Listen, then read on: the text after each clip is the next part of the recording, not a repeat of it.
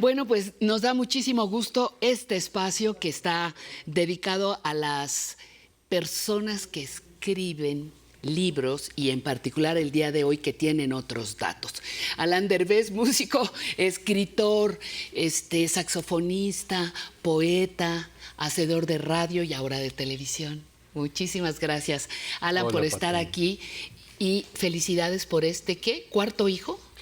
Sí, ya sería la cuarta edición de este libro de El Jazz en México. Ha tenido subtítulos diferentes. El título original, la primera edición fue Datos para una historia no escrita.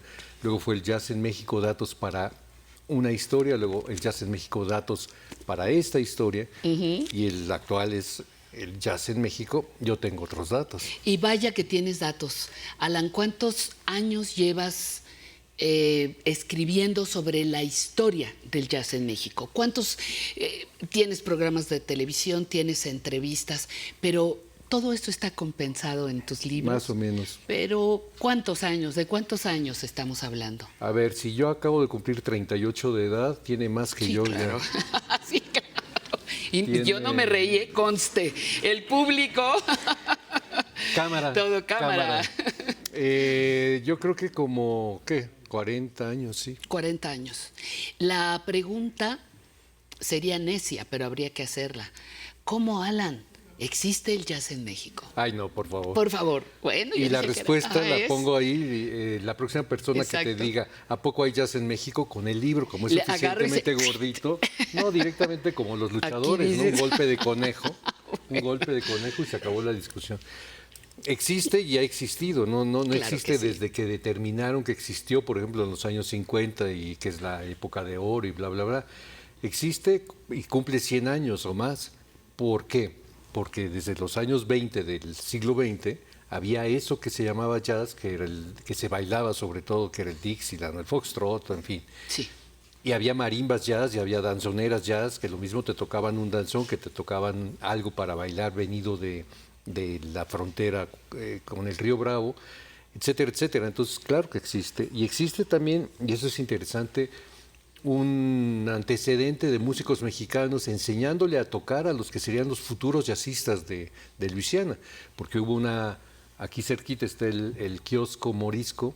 El kiosco Morisco lo mandaron a una feria donde adentro de ese kiosco Morisco tocaba una banda militar. Ese kiosco se desarma, tocaba una banda militar del regimiento dirigida por Encarnación Payén, de tal modo que lo que tocaban marchas, valses, mazurcas, etcétera, lo enseñaron a tocar, y sobre todo los alientos, enseñaron a tocar el saxofón, que lo llevaron desde México porque existía gracias a las tropas napoleónicas en México.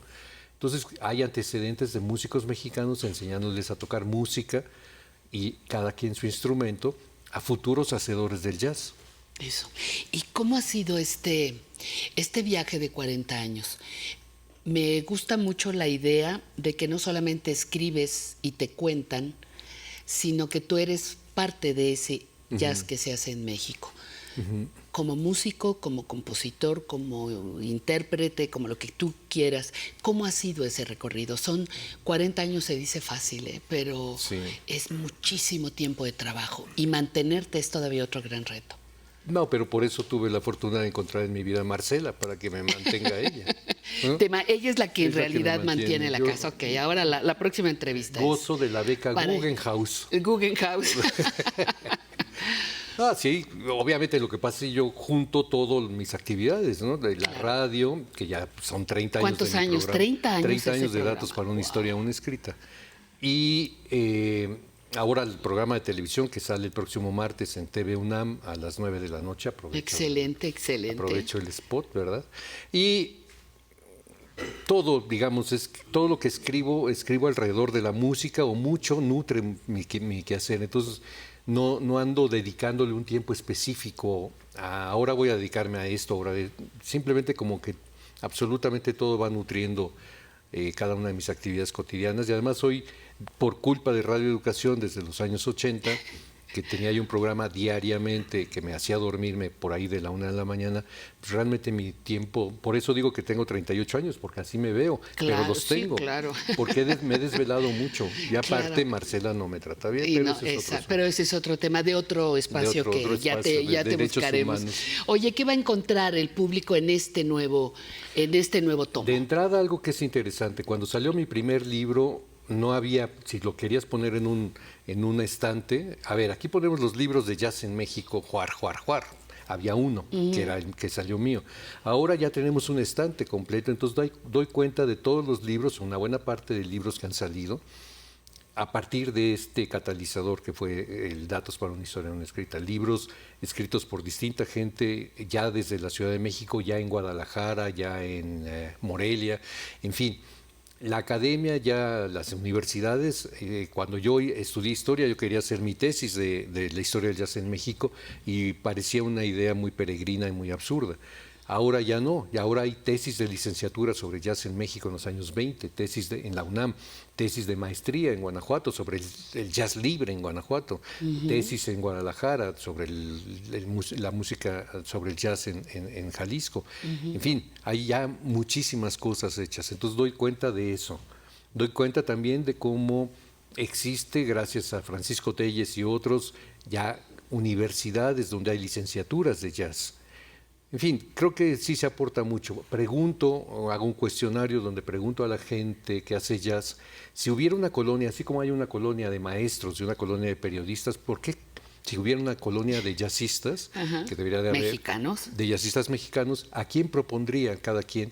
Y ellos qué propondrían ser. Por ejemplo, a algunos les mandé el cuestionario y no me lo contestaron, fue durante la pandemia, y algunos otros sí me lo contestaron. Entonces algunos se ponen en esta falsa modestia de, bueno, yo sería un callejoncito, o yo sería un retorno, sería una escalera. Ay, por favor. Y hubo sí alguien que dijo, no, yo sería soy un avenida bulevar. de 8 carriles. Exactamente, ¿no? Y la colonia del jazz en México tendría, Qué ¿a bien, quién sugieren? qué Bueno, bien. Enrique Neri, obviamente Chilo Morán, en fin, y también al pintor Yasamuart, por ejemplo, ¿no? Sí, que, ajá. En fin, hay todos estos personajes, pero lo interesante es cada quien cómo, aparte de hablar de su vida y cómo entró con el jazz, cómo entró con la música, etcétera, a su instrumento, hablan sobre a quién sugeriría y ellos qué querrían ser. Alan, y la parte de la música, yo no sé si es por el libro, yo no sé si es porque quiere Facebook o no, o YouTube o lo que sea, pero están promoviéndose o tú estás haciendo una labor mucho más intensa de tus presentaciones musicales. La música, el trabajo de jazz es una especialización única, es una especialización que requiere de tiempo, de entrega, de trabajo. ¿Cómo le haces entre escribir, hacer programa de radio, ser padre de familia, todas esas cosas? Y además tocar saxofón. Por lo general llevo el saxofón a todas partes y Sí, aprovecho claro. cualquier ratito. Arrollas a tus... Arroyo, más bien arroyo, no arrullo. Efectivamente. Cuando comencé, yo me acuerdo que yo le tocaba, tenía palomas, comencé a tocar y las palomas normalmente yo decía, bueno, se van a acercar y salían huyendo. Ay, Pero ahora ya no, ahora ya ya me las comí. No, pero digamos ya mejoré, claro. Ya mejoró. Pero toco mucho, toco muy seguido, toco más o menos semanalmente. Sí. Que también es eso, hay que buscar foros siempre, ¿no? Los libros han funcionado para eso. A mí lo que me importa, por ejemplo, también del tamaño, aquí es que cuando ven el libro, la gente dice, ¿en serio todo esto hay? Yo lo he presentado en distintos lugares. Claro. Fuera de México y han dicho, ¿en serio? Si yo pensé que el jazz no existía, pensé que la música mexicana era el puro mariachi, por ejemplo, ¿no? Sí. Y puras habas, ¿no? Aquí se encuentran con que hay un montón de cosas. Al final del libro viene un listado de gente que entrevistaste al Popis, entrevistaste a Carlos Tobar, evidentemente viene en el libro. Viene mencionada muchísima gente. Aquí nos ha tocado Yasamuart, otros, no especialmente, a Gerardo Batis también. Ajá. Entonces el libro ha funcionado incluso cuando he presentado, por ejemplo, en la Feria del Libro de Guadalajara, fui a presentarlo y gracias al libro pudieron encontrar a un grupo que se llama Vía Libre, de Guadalajara para que fuera a tocar en la presentación. Ha servido también, tiene una función útil, ¿no? Como de directorio telefónico, aunque ya los directorios ya no existen más, pero finalmente funciona también así, tiene su sentido práctico.